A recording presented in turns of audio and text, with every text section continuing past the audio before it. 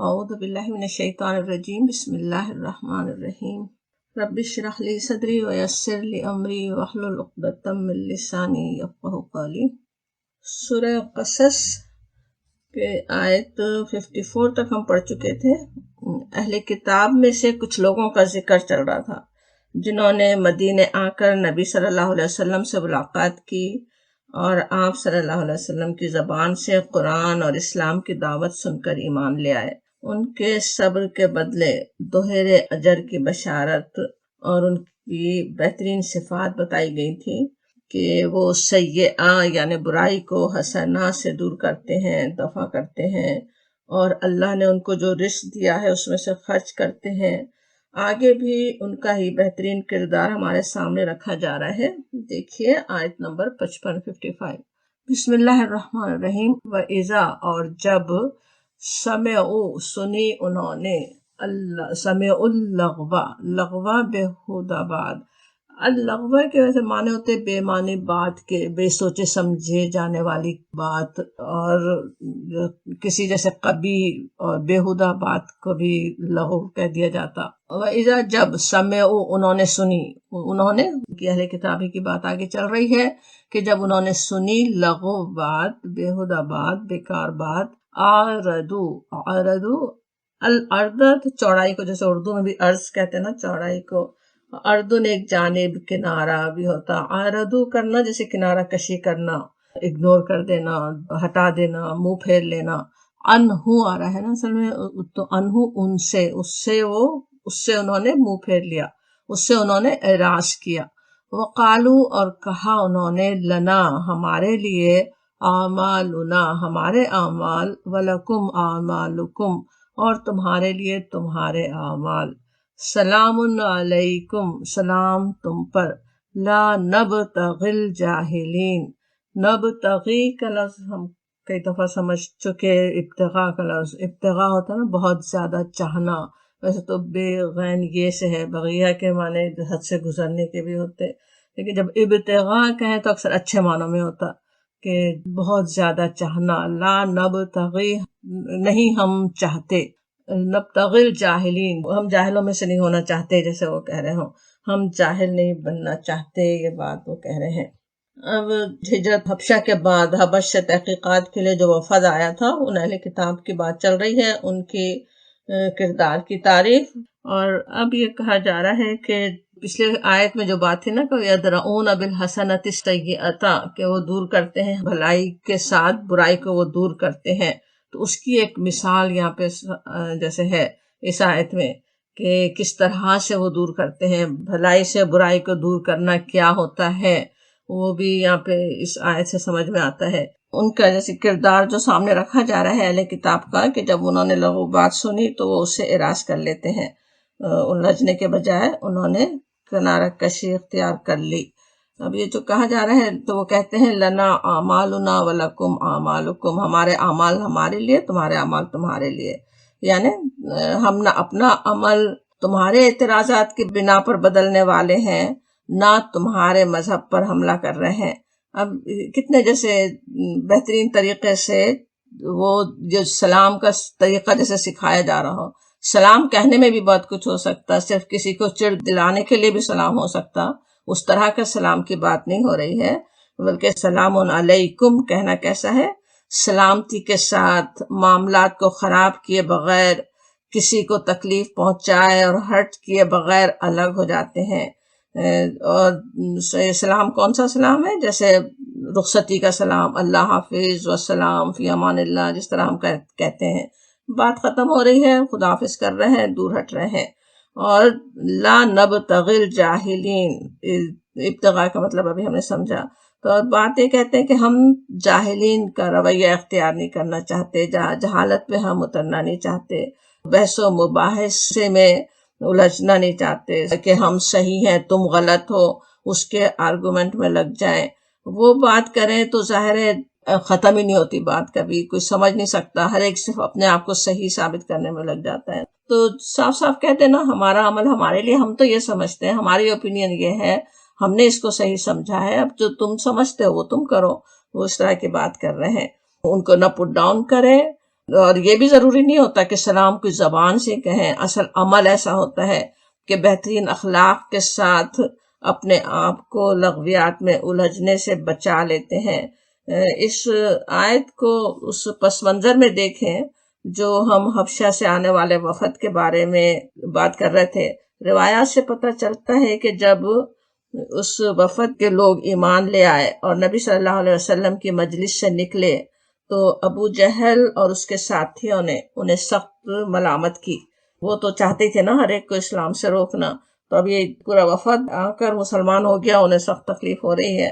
تو ابو جہل تو سب سے بڑا اسلام فوب تھا، سب کو اسلام سے روکنے کی کوشش کرنے والا، تو وہ اور اس کے ساتھی ان کو لان تان کرتے ہیں کہ تم تو بڑے نامراد لوگ ہو، تمہارے ہم مذہب لوگوں نے تمہیں اس شخص کے حالات کی تحقیق کے لیے بھیجا تھا اور تم فوراً ہی اپنا دین چھوڑ بیٹھے وغیرہ وغیرہ۔ تو انہوں نے جواب دیا کہ سلام ہے بھائیو تم کو، ہم تمہارے ساتھ جہالت بازی نہیں کر سکتے، ہمیں ہمارے طریقے پر چلنے دو اور تم اپنے طریقے پر چلتے رہو۔ ہم اپنے آپ کو جان بوجھ کر محروم نہیں رکھ سکتے، لیکن ظاہر ہے یہ آیت، ہر آیت قرآن کی جیسے ہمارے لیے بھی ہے نا، قرآن میں درج ہمارے لیے کی گئی، ہمیں اصل میں سکھایا جا رہا ہے، ہمارے سامنے بہترین کرداروں کے نمونے رکھے جاتے ہیں۔ ایک لغو بات کی مثال وہ بھی قرآن میں آتی ہے جو ابراہیم علیہ السلام سے ان کے باپ نے کی تھی۔ سورہ مریم میں جیسے ہم پڑھائے ہیں، یاد ہوگا، قَالَ أَرَاغِبُ عَنْ آلِهَتِي يَا ابراہیم، کیسے وہ کہتا ہے اے ابراہیم تو میرے معبودوں سے پھر گیا ہے ابراہیم، لَإِن لَّمْ تَنْتَهِ لَأَرْجُمَنَّكَ وَاهْجُرْنِي مَلِيًّا، اگر تو باز نہ آیا تو میں تجھے سنگسار کر دوں گا، بس تو ہمیشہ کے لیے مجھ سے الگ ہو جا۔ اب باپ کی طرف سے اتنی بڑی بڑی دھمکیوں کے جواب میں ابراہیم علیہ السلام کا کیا جواب ہوتا ہے؟ وہ تو اتنے غصے سے دھتکار رہے ہیں ان کو، اور ابراہیم علیہ السلام کو اب اندازہ ہو چکا کہ کوئی بات ان کے باپ اور ان کے قوم پر اثر کرنے والی نہیں ہے۔ ہم واقعات جانتے ہیں کس کس طرح سے انہوں نے کوشش کر لی تھی۔ اب وہ کہتے ہیں قال سلام علیک، کہا سلام ہے آپ کو، سلامتی کے ساتھ الگ ہو جانے کا فیصلہ، لیکن ساتھ ہی پھر بھی آخرت کی بھلائی تک اس کے لیے چاہتے ہیں۔ وہ باپ جو آگ میں جلوانے والوں میں شریک تھا، وہ جو اتنی بڑی دھمکیاں دے رہا ہے، اس سے آخرت میں بھی بدلہ لینے کا کوئی نہیں ہے، آخرت کے لیے بھی وہ اس کے لیے دعا کرنے کا کہتے ہیں سأستغفر لک ربی انہ کان بی حفیہ، میں اپنے رب سے دعا کروں گا کہ آپ کو معاف کر دے، میرا رب مجھ پر بہت مہربان ہے۔ اب وہ بات ہم سمجھتے رہے، حضرت ابراہیم علیہ السلام کی دعا بھی ہم سورہ ابراہیم میں پڑھا ہے جو انہوں نے اپنے باپ کے لیے کی۔ سورہ توبہ میں یہ بھی دیکھ چکے کہ جب انہیں معلوم ہو گیا کہ وہ اللہ کا دشمن ہے تو اس سے بری ذمہ بھی ہو گئے، بیزار بھی ہو گئے۔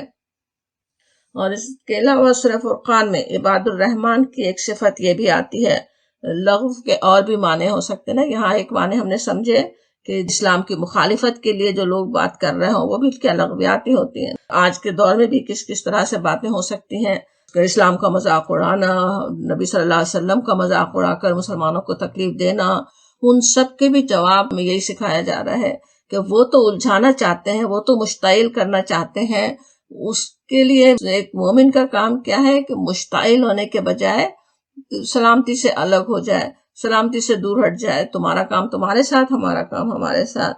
اور پھر دوسرے معنی کے لحاظ سے دیکھیں سورہ فرقان میں عباد الرحمن کی ایک صفت یہ بھی آتی ہے، وَإِذَا مَرُّوا بِاللَّغْوِ مَرُّوا كِرَامًا، اور کسی لغو چیز پر ان کا گزر ہو جائے تو شریف آدمیوں کی طرح گزر جاتے ہیں، کرامن بہت ہی عزت کے ساتھ سلیقے سے گزر جاتے ہیں، اس میں دلچسپی نہیں لیتے۔ تو لغو کے معنی جو ابھی ہم نے سمجھے، صرف جیسے کسی کی طرف سے دل کو تکلیف دینے والی باتیں ہی نہیں، بلکہ ہر بیکار بات جس کا کوئی مقصد نہ ہو، جس سے دنیا یا آخرت کا کوئی فائدہ ملنے والا نہ ہو، وہ بھی لغو ہے، بیکار ہے، کوئی کچھ سمجھ میں نہیں آنے والی بیکار بات کو بھی لغو کہی جاتا۔ بالکل بیکار بات ہے جس کا کوئی فائدہ ہمیں نہ دنیا میں ہے نہ آخرت میں ہے، ایسی لغویات میں الجھنے سے بچے رہتے ہیں، ایسی لغو باتوں میں ایک مومن الجھتا ہی نہیں۔ اگر گزر بھی ہو جائے، سامنے بھی ہو، آج ہم اپنے لیپ ٹاپ اپنا فون کھولیں، بے حساب لغویات سامنے آ سکتی ہیں، اس سے کرامن عزت کے ساتھ گزر جانے کی ضرورت ہے، اس میں الجھنے کے بجائے، اس میں دلچسپی لینے کے بجائے بس گزر جائے اس سے انسان۔ ایک حسن حدیث ہے ترمذی میں آنے والی، ترمذی اور ابن ماجہ میں آئی، حضرت ابو ہریرہ رضی اللہ عنہ سے روایت ہے کہ رسول اللہ صلی اللہ علیہ وسلم نے فرمایا من حسن اسلام المرء ترکہ ما لا یعنیہ، یہ اسلام کے حسن میں سے، من حسن اسلامی، اسلام کا حسن، اسلام کی خوبصورتی۔ ہم میں سے کون نہیں چاہتا کہ ہم بہترین طریقے سے اسلام پر عمل کرنے والے ہوں؟ وہ اس حدیث میں بتایا جاتا کہ اسلام کا حسن اس میں ہے، جیسے کو پرفیکٹ کرنا، بہترین بنانا، یہ ہے کہ انسان لا یعنی چیزوں کو چھوڑ دے، ترک کر دے اس کو، ما لا یعنی ہی، جو نہیں کوئی معنی رکھتا، جس کا کوئی مقصد نہیں ہے، ایسے عمل کو وہ چھوڑ دے جس سے اسے دنیا یا آخرت میں کوئی فائدہ حاصل نہیں ہونے والا ہے۔ دنیا کے بھی جو فائدے حاصل ہو سکتے ہوں، ظاہر ہے وہ اس کام میں دلچسپی انسان کو لینا ہی ہوگا، یا پھر آخرت میں فائدہ ہو رہا ہو، اس کے علاوہ جو کام ہے جس کا کوئی مقصد نہیں ہے۔ سوچیں کہ دوسروں کی باتوں میں کیسے انسان دلچسپی لیتا ہے، کسی کی کوئی برائیاں ہوں، کوئی اسکینڈل ہو، کوئی کچھ ہو، اس میں کیسی تیزی سے دلچسپی پیدا ہو سکتی، اس سے کتنا بچنے کی ضرورت ہے۔ کوئی مجھے کیا فائدہ اس سے ہو رہا ہے، میں کیوں اس میں الجھوں، اس سے بچ جانے کی ضرورت ہے۔ تو ایسے عمل ہی کو انسان چھوڑ دے۔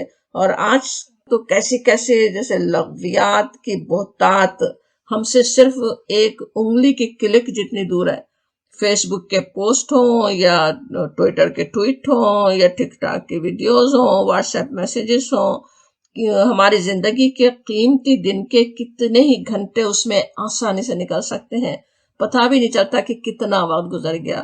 غلط بھی کام نہیں کر رہے ہوں، ایک ہوتا نا کہ بہت ہی برا غلط کام ہو تو انسان کو جلدی ہوش بھی آ جاتا ہے کہ میں کس میں مشغول ہو گیا۔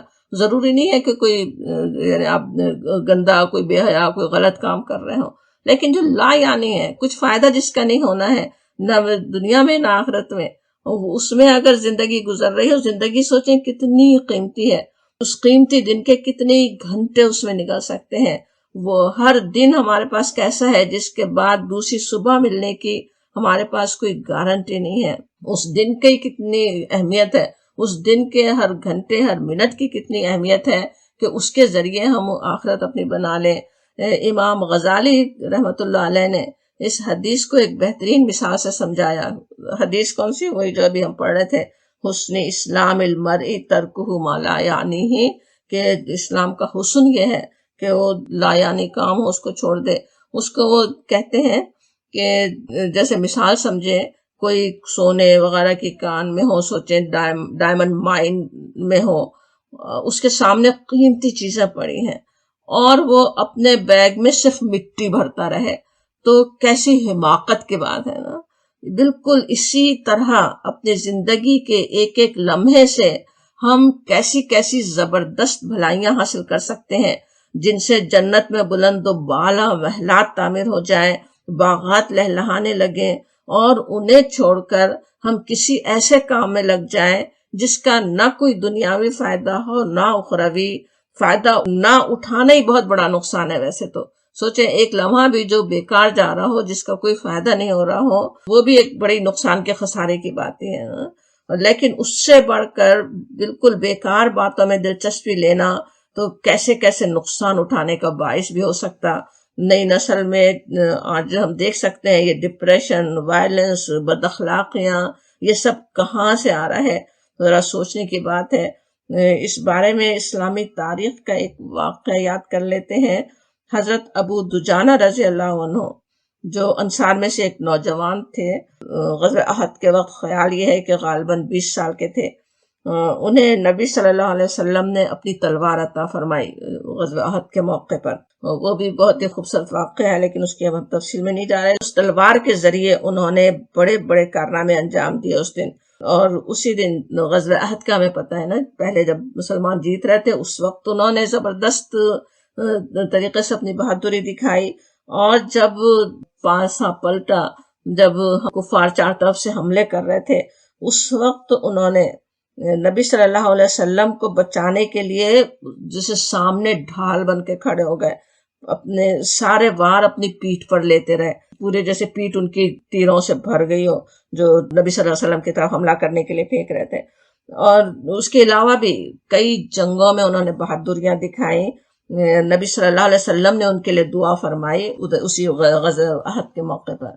اور جب وہ بستر مرگ پر تھے، موت قریب ہے، لوگ ان کے پاس پہنچے ہیں اور ان کے چہرے پر خوشی کی چمک دیکھ کر حیران ہوتے ہیں کہ ان سے اس کی وجہ پر پوچھتے ہیں کہ ان کے کون سے اعمال انہیں اس وقت اس قدر پر امید بنا رہے ہیں۔ تو جواب میں وہ اپنی کم عمری سے ہونے والے اپنے جنگی کارناموں کا ذکر نہیں کرتے، جنگوں میں کیا ان کا انکریڈیبل رول رہا تھا، کیا انہوں نے زبردست کام کیے تھے، کارنامے کیے تھے، اس کا کوئی وہ تذکرہ نہیں فرماتے، بلکہ اپنے 2 اعمال کے بارے میں کہتے ہیں کہ میں اس کی وجہ سے میں اپنی بخشش کی امید رکھتا ہوں۔ ذرا غور سے سننے کی بات ہے، کہتے یہ ہیں کہ ایک یہ کہ میں نے کبھی کسی مسلمان کے لیے دل میں کوئی بغض نہیں رکھا، اپنے دل کو ہر نفرت اور ہر برے جذبے سے محفوظ رکھا۔ دوسرے یہ کہ میں نے کسی ایسی بات میں کبھی دلچسپی نہیں لی جس کی مجھے کوئی غرض نہیں، کوئی مالا یعنی نہیں کہ جس کی مجھے کوئی غرض نہیں تو میں نے اس میں دلچسپی ہی نہیں لی۔ ہر ایسی بے مقصد بات، ایسے کام سے دور رہا جس سے مجھے کوئی غرض نہ ہو، میرا کوئی کنسرن نہ ہو۔ مالا یعنی کا مفہوم ایسے سمجھنے کی ضرورت ہے، غور کرنے کی ضرورت ہے۔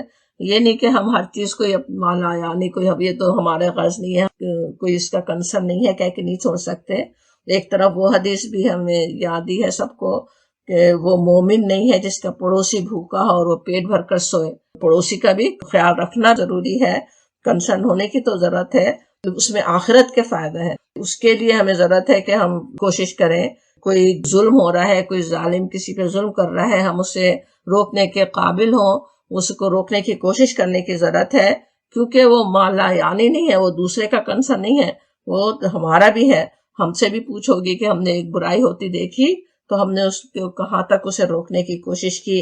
تو آخرت کا فائدہ، آخرت کے لیے، اپنے آخرت کے کنسرن کے لیے ہی ہمیں اس میں دلچسپی لینے کی ضرورت ہے۔ انشاءاللہ اللہ تعالیٰ اپنی رحمت سے ہمیں اپنے اسلام کو احسن سے احسن بنانے کی توفیق عطا فرمائے، موت کے وقت وہ اطمینان عطا فرمائے جو حضرت ابو دجانہ رضی اللہ عنہ کو تھا۔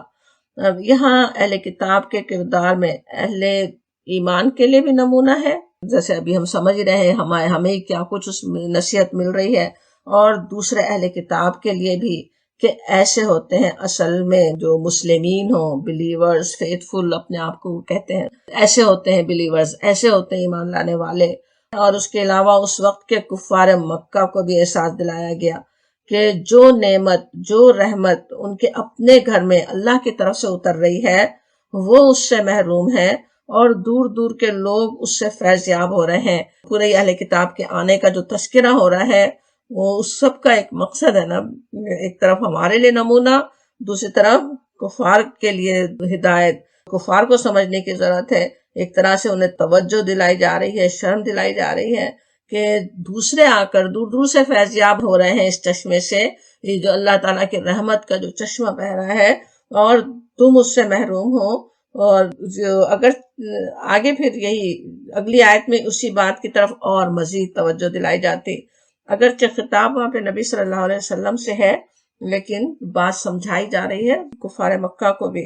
دیکھیے آیت 56 کہا جاتا انکا، بے شک تو، بے شک آپ، کا خطاب کس کی طرف ہے؟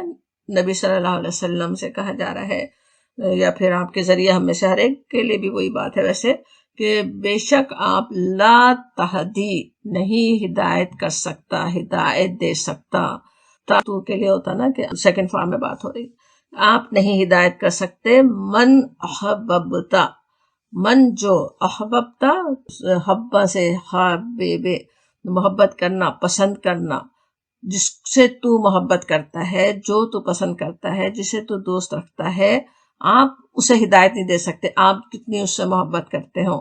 ولیکن اللہ، اور لیکن اللہ یہدی، ہدایت دیتا ہے، من یشاء، جس کو چاہتا ہے، اللہ تعالیٰ ہدایت دیتا ہے جس کو چاہتا ہے، وہو، اور وہ، اعلم، عالمو ہے یہ نا، الف زبر سے شروع ہو رہا ہے، زیادہ علم رکھنے والا. جب الف زبر آ سے لفظ شروع ہو تو مطلب ہوتا ہے کہ کمپیریزن میں وہ زیادہ، سب سے زیادہ علم رکھنے والا. اب اللہ تعالیٰ کے علم کا تو ہم سوچ ہی سکتے ہیں وہ کیسا علم رکھنے والا ہے. بالمہتدین، ہدایت پانے والوں کے. کون ہدایت پانے والے ہیں، کون ہدایت لینے کے قابل ہیں، وہ اللہ تعالیٰ اصل جانتا ہے، اللہ تعالیٰ کے علم میں ہے.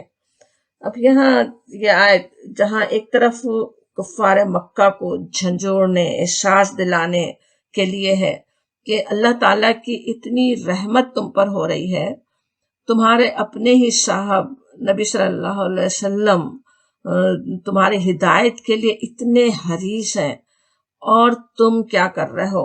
اس گھر آئی ہوئی اس نعمت کو، ہدایت کی اس نعمت کو تم ٹھکرا رہے ہو، اس سے اپنے آپ کو محروم رکھ رہے ہو.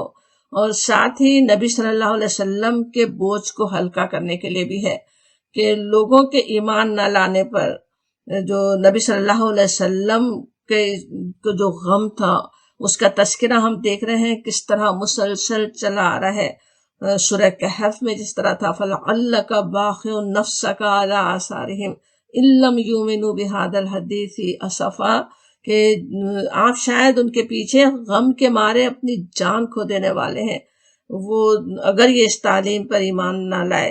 اسی طرح کی آیت سورہ شعراء کے ابتدا میں بھی تھی، اور سورہ طٰہٰ تو شروع اس طرح ہوتی ہے طٰہٰ ما انزلنا علیک القرآن لتشقیٰ، کہ ہم نے یہ قرآن تم پر اس لیے نہیں نازل کیا کہ آپ مصیبت میں پڑ جائے. الا تذکرۃ لمن یخشیٰ، یہ تو ایک یاد دہانی ہے اور اس شخص کے لیے جو ڈرے. نبی صلی اللہ علیہ وسلم تو اپنی قوم سے محبت کے باعث انتہائی حریص تھے کہ انہیں ہدایت مل جائے. خصوصاً سوچیں اپنے چچا ابو طالب کے لیے تو آپ کی کتنی خواہش ہوگی، لیکن نبی صلی اللہ علیہ وسلم کو بتا دیا گیا کہ آپ کا کام ہدایت پہنچا دینا ہے، آپ نہیں ہدایت دے سکتے جس کو چاہیں، جس سے آپ محبت رکھ رہے ہوں. نوح علیہ السلام اپنے بیٹے کو سامنے سیلاب امڈا چلا آ رہا ہے تب بھی ہدایت نہیں دے سکے، تب بھی اسے روک نہیں سکے. حضرت نوح اور لوط علیہ السلام اپنی بیویوں کو ہدایت نہیں دے سکے. ولیکن اللہ یہدی من یشاء، اور لیکن اللہ ہدایت دیتا ہے جس کو چاہتا ہے. اور کیوں یہ اللہ تعالیٰ نے اپنے ذمے لیا ہدایت دینا، وہ اس کی وجہ دوسرات بتا دی جاتی. وَهُوَ أَعْلَمُ بِالْمُهْتَدِينَ، وہ خوب جانتا ہے ہدایت پانے والوں کو، وہ زیادہ علم رکھتا ہے، زیادہ جاننے والا ہے. اللہ تعالیٰ ہی کو علم ہے کہ کون ہے جو ہدایت چاہتا ہے، کس کے پاس طلب ہے، کون ہے جو سب کچھ جاننے اور سمجھ جانے کے بعد بھی اپنی خواہشات، اپنی ہوا، اپنی دنیا کے خاطر ہدایت کو ٹھکرا رہا ہے. اللہ تعالیٰ پھر اسے ہدایت نہیں دینے والا. ہدایت کے دو معنی ہم نے پچھلی کلاس میں بھی سمجھے تھے، ایک تو ہوتا نا ہدایت پہنچا دینا، اور ایک توفیق دینا.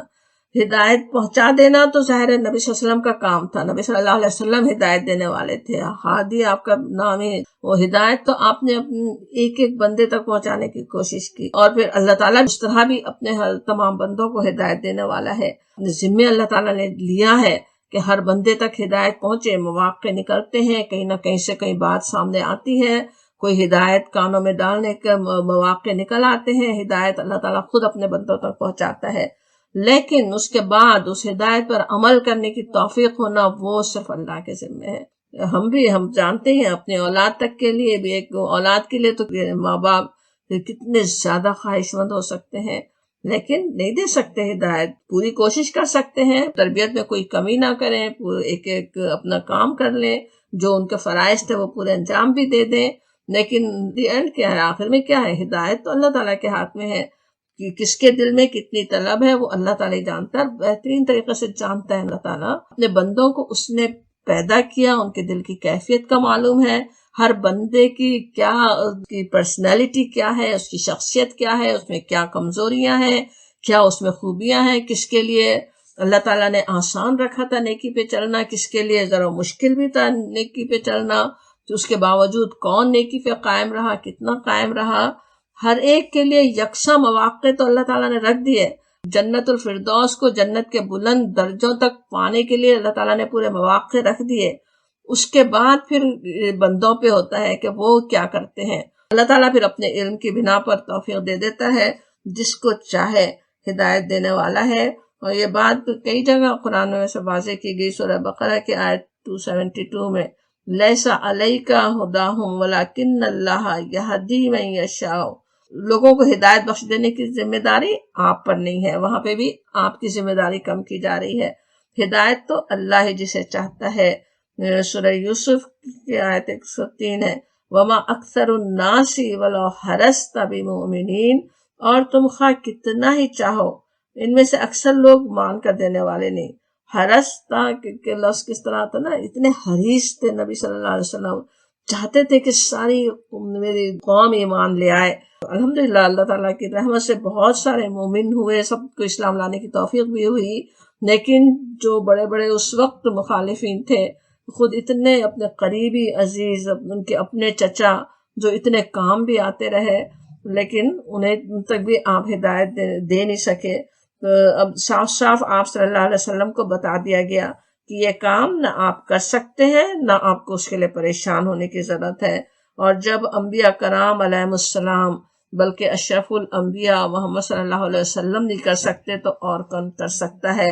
لیکن ظاہر ہے یہ بات مایوس کرنے کے لیے نہیں بتائی جاتی، جیسے پچھلی کلاس میں ہم تفصیل سے اس پر بات کر بھی چکے ہیں کہ لوگوں کی اصلاح کا کام بغیر مایوس ہوئے، امید کے ساتھ ہی کہ ہاں وہ تزکیہ پا سکتے ہیں، کیونکہ مواقع تو سب کے لیے پورے کھلے ہوئے ہیں کہ وہ تزکیہ اپنا کرے، اپنی جنت کو بنا لے، اپنی جنت کو پالے، تو بغیر مایوس ہوئے پوری کوشش تو آخری دم تک کرتے رہنا ہے، کتنی سال ہر سال کرنا ہو، کبھی بھی انسان مایوس نہ ہو، اپنی کوشش تو کرے، لیکن یہ بھی نہیں ہو کہ اس کی وجہ سے یہ سمجھے کہ شاید میرا کام غلط ہے یا اس کی وجہ سے میں پکڑ جاؤں گا، یہ نہیں ہے۔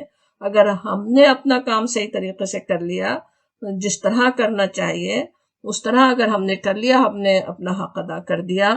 اسی سے یہ بھی بات سمجھ میں آتی، کسی پہ زور لگانے کی ضرورت ہی نہیں ہے، نہ تلوار کے زور سے، چاہے اقتدار کسی کے ہاتھ میں ہو، نہ جس کسی کے ہاتھ میں پاور ہے، اپنے اولاد کو بھی کوئی مار پیٹ کے اسلام پہ نہیں لا سکتا انسان۔ صرف کہنے کی ضرورت ہوتی ہے، صرف بتانے کی ضرورت ہوتی ہے، ہدایت دینے کی ضرورت ہوتی ہے، آگے ہدایت دینا اللہ تعالیٰ کا کام ہے۔ وہ بات سمجھا دی گئی یہاں پہ۔ اور پھر کہا جا رہا ہے، اگلی آیت دیکھیں، وقالو، اور کہا انہوں نے، ان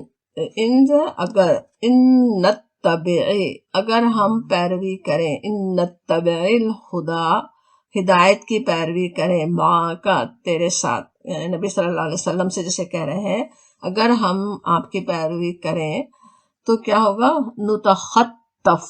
نتخطف کیا ہے؟ نون تو ہم کے معنوں میں، اور خطف کسی چیز کو جیسے بہت ہی تیزی کے ساتھ لینا، اچک لینا، لپک کر لے لینا، یہ ہوتا خطفہ۔ اور اس کے لیے اب یہ کہہ رہے ہیں کہ وہ ہم اچک لیے جائیں گے، نتخطف من ارضنا، اپنی ارض سے، اپنی زمین سے ہم اچک لیے جائیں گے۔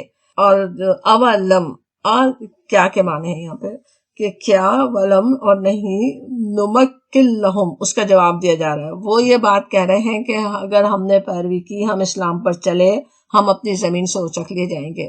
جواب دیا جاتا ہے کہ اولم نمکن لہم حرمن، کیا ہم نے نہیں جگہ دی ان کو حرمن آمینن، پر امن حرم ہم نے دیا، یجبا کا جو لفظ ہے، جس کو اجتبا مجتبا ہم جانتے ہیں، کسی چیز کو خاص کر لینا، کھینچ کر لانا۔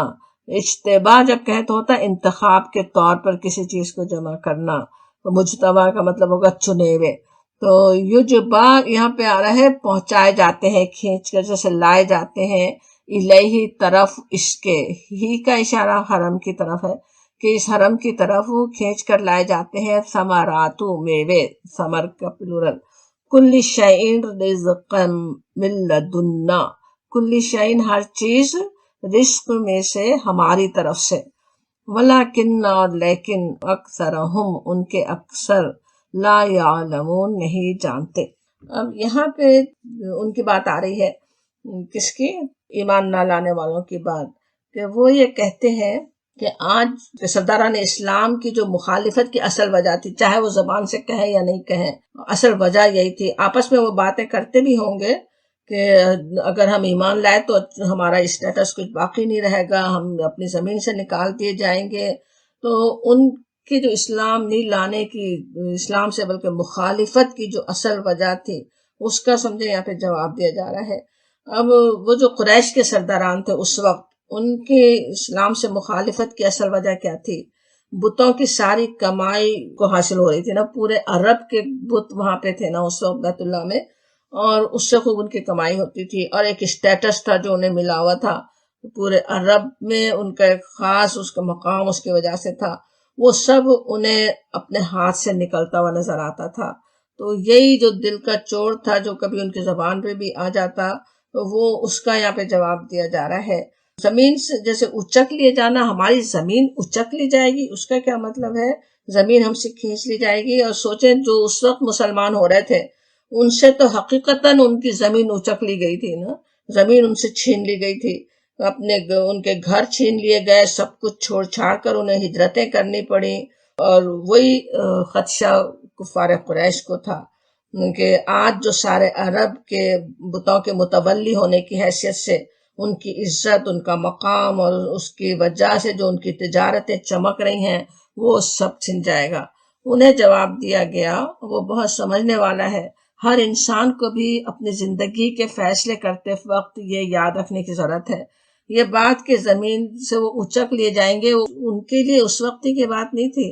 آج بھی سوچیں کہ کوئی ایک حق بات کہنے کی جرت کر لے تو کس طرح، جیسے اس کا کیریئر وغیرہ سب کچھ چھن سکتا، سب کچھ برباد ہو سکتا ہے. کسی کوئی ایک حق بات کہہ دیں، صرف ایک کے خلاف، ہوموسیکشل کے خلاف ہی بول دیں، کتنا ہی بڑا کھلاڑی ہو، کتنے ہی بڑے عہدے پہ ہو، وہ کس طرح سے ڈمپ کر دیا جائے گا، وہ کس طرح زمین ہی کھینچ لی جاتی ہے. وہی ڈر سے انسان حق بات کہنے سے ڈرتا ہے اکثر، اور وہ یہاں پہ سمجھایا جا رہا ہے. اب یہاں پہ سمجھائی ایک بات تو ان کو جا رہی قریش کو، اسی سے پھر ہم اپنے لیے بھی سمجھیں. ان سے جو کہا گیا کہ اولم کیا نہیں نمکن لہم حرمن آمنا، یعنی سوچو ابھی تک جو تم آج یہاں جو بسے ہوئے ہو، کیا ہم نے نہیں جگہ دی ہے؟ ان کا کیا اختیار تھا اس حرم کو حرم بنانے میں؟ ان قریش مکہ کا کیا اختیار تھا؟ نمکن لہم، ہم ہیں جنہوں نے ان کو بسایا وہاں پہ، حرمن آمنا، ہم نے ان کو دیا اس پرامن حرم کو، ان کے لیے ہم نے جائے قیام بنایا. اور یجبا الیہ ثمرات کل شیء رزقا من لدنا، جس کی طرف ہر طرح کے ثمرات کھچے چلے آتے ہیں ہماری طرف سے رزق کے طور پر. ولیکن اکثرهم لا یعلمون، مگر ان میں سے اکثر لوگ جانتے نہیں ہیں. ایک اللہ کی بندگی کو اختیار کر لیا تو اس کے اندیشوں کا جیسے شکار ہے کہ سارا رزق چھن جائے گا، ساری عزت جو آج بنی ہوئی ہے وہ ہاتھ سے نکل جائے گی. اور یہ نہیں جانتے، یہ نہیں سوچتے، یہ نہیں دیکھتے کہ آج کس گھر کی بدولت اللہ تعالیٰ نے تمہیں پرامن حرم عطا کیا ہے. یہ سب کچھ اللہ کے گھر کی بنا پہ، بیت اللہ کی بنا پہ ہے، جہاں کوئی گورنمنٹ نہیں، کوئی پولیس نہیں، کوئی نظام نہیں، جہاں چار طرف لوگوں کی جان غیر محفوظ ہے کہ کب کون سا قبیلہ کس پر حملہ کر دے گا. قافلے گزر نہیں سکتے لوٹ مار کے خطرے کے بغیر. وہاں کس نے قریش کے لیے اپنے گھروں میں امن اور سردی گرمی کے سفر آسان کیے؟ سورہ قریش میں یہی احساس دلایا گیا. اس پہ غور کیجئے کیسی اللہ کی رحمت ان پر ہو رہی تھی. سردیوں میں ایک طرف سفر کریں، گرمیوں میں ایک طرف سفر کریں، اور دوسرے قافلے جہاں پہ لوٹ لیے جاتے تھے وہاں لوگ ان کی مہمان نوازی کرتے تھے، ان کی خود حفاظت کرتے تھے. وہ کس وجہ سے سب ہو رہا تھا؟ سورہ فیل پہ غور کریں، ان کی تجارت کی حفاظت کے لیے. ابرہہ کے حملے کی ایک بڑی وجہ یہ تھی کہ وہ کی اکانومی سے حسد کر رہا تھا کہ عربوں کو اتنے فائدے ہو رہے ہیں اپنے بیت اللہ کی وجہ سے، اس کو جا کے تباہ کر دوں، وہ ساری تجارت میری طرف آ جائے. اللہ تعالیٰ نے اس کی ہاتھیوں کی فوج کو تباہ کر دیا اپنے معجزے سے. ان کو کھلانے کے لیے، ان کو رزق پہنچانے کے لیے، اپنے بندوں کا رب ہے نا اللہ تعالیٰ، پالنے والا ہے، انہیں رزق دینے والا ہے. اس غیر ذی زرع زمین میں جہاں کچھ زراعت نہیں ہوتی، جہاں کچھ اگتا نہیں، جو کچھ اگایا نہیں جا سکتا، وہاں حضرت ابراہیم علیہ السلام کی دعا کی بدولت ہر طرح کے ثمرات دنیا سے کھچے چلے آتے ہیں. ثمرات کہیں تو صرف پھل فروٹ ہی اس کے معنی نہیں، بلکہ ساری ہی نعمتیں اس میں آ جاتی ہیں. وہ سارے ہی فائدے وہ اٹھا رہے ہیں اور یہ نہیں جانتے کہ یہ کون یہ نعمتیں عطا فرما رہا ہے. کیا وہی آئندہ بھی عطا کرنے والا نہیں ہے؟ اسی طرح وہ آئندہ عطا نہیں کرے گا، یہ نہیں سوچتے۔ سورہ ہود میں کہا گیا وَمَا مِن دَابَّةٍ فِي الْأَرْضِ إِلَّا عَلَى اللَّهِ رِزْقُهَا، زمین میں چلنے والا کوئی جاندار ایسا نہیں ہے جس کا رزق اللہ کے ذمے نہیں ہو، اللہ نے اپنے ذمے لیا ہے۔ وہ حقیقت انسان یاد رکھے۔ یہ حقیقت بتانے کے لیے قرآن کی آیات تو بہت ساری ہیں، لیکن یہاں کفار مکہ کو جو کچھ سوچنے اور غور کرنے کی دعوت دی گئی، اسی سے پھر ہر انسان کے سوچنے کی بات ہے کہ جس رب نے ہمارے اس دنیا میں آنے سے پہلے ہمیں رزق پہنچانے کے لیے کیسے کیسے انتظامات کیے ہوئے تھے، بلکہ خاص اپنی ذات کے لیے بھی سوچیں، میں سوچوں، آپ سوچیں، اپنے رب کی رحمت کو ہم خود اپنے اوپر محسوس کریں۔ ماں کے رحم میں تک کون تھا جو مجھے اس قدر پیچیدہ نظام کے ساتھ بہترین رزق پہنچا رہا تھا، اسے بالکل صحیح رزق پہنچانے کے لیے کیسے کیسے حفاظتی انتظامات اللہ تعالیٰ نے رکھے ہوئے تھے اندر۔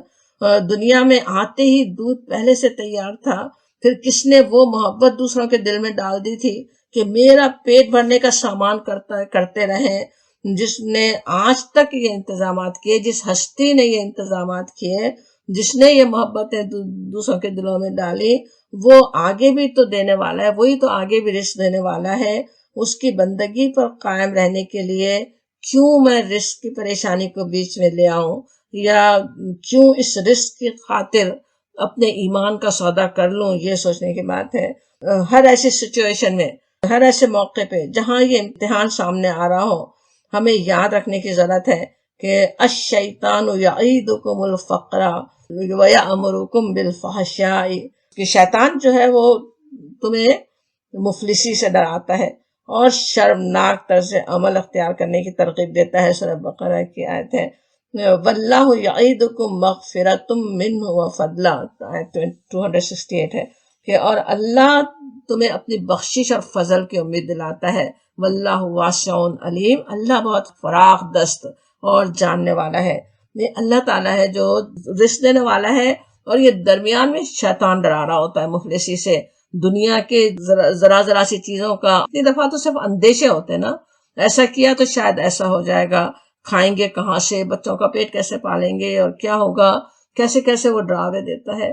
لیکن ایک مومن جب اپنے اللہ پہ توکل رکھتا ہے کہ اس نے مجھے رزق اب تک دیا تھا، وہی آگے بھی مواقع نکالنے والا ہے، اللہ تعالیٰ اس کے لیے غیب سے رزق کے انتظامات فرما سکتا ہے۔ یہ بھی غور کیجئے کہ شیطان قریش کو ڈرا رہا تھا کہ تم اپنی زمین سے اچک لیے جاؤ گے اگر ایمان لائے، اور انہی کی زندگیوں میں روم و ایران کی دولت ان کے گھروں میں آ رہی تھی۔ کتنے ان میں سے تھے باقی اس وقت جو ایمان کے اسلام کی مخالفت کرنے والے، ابھی وہ ان کی زندگیوں میں ہی ہمیں پتہ ہے خلافت راشدہ کے دور میں کس طرح روم اور ایران کی دولت ان کے گھروں میں آ رہی، بلکہ مکے کی سرزمین تو کیا، ایران، عراق، شام اور مصر کی زمین ان کے قبضے اقتدار میں تھی۔ اگلی نسل کے اٹھنے تک تو وہ دنیا کے بڑے حصے پر حکمرانی کر رہے تھے۔ ایک طرف تو یہ ہونے والا تھا، اور پھر اگلی آیات میں بھی وہی بات اور تفصیل سے ویسے سمجھائی جا رہی ہے۔ یہ جو چیز ہوتی ہے نا کہ انسان اس دنیا کے خاطر، اس دنیا کے ہاتھ سے نکلنے کے ڈر سے، اس دنیا کے فائدوں کے خاطر اپنے ضمیر کو کہنا چاہیے بیچ دیتا ہے یا حق کے مطابق کام نہیں کرتا۔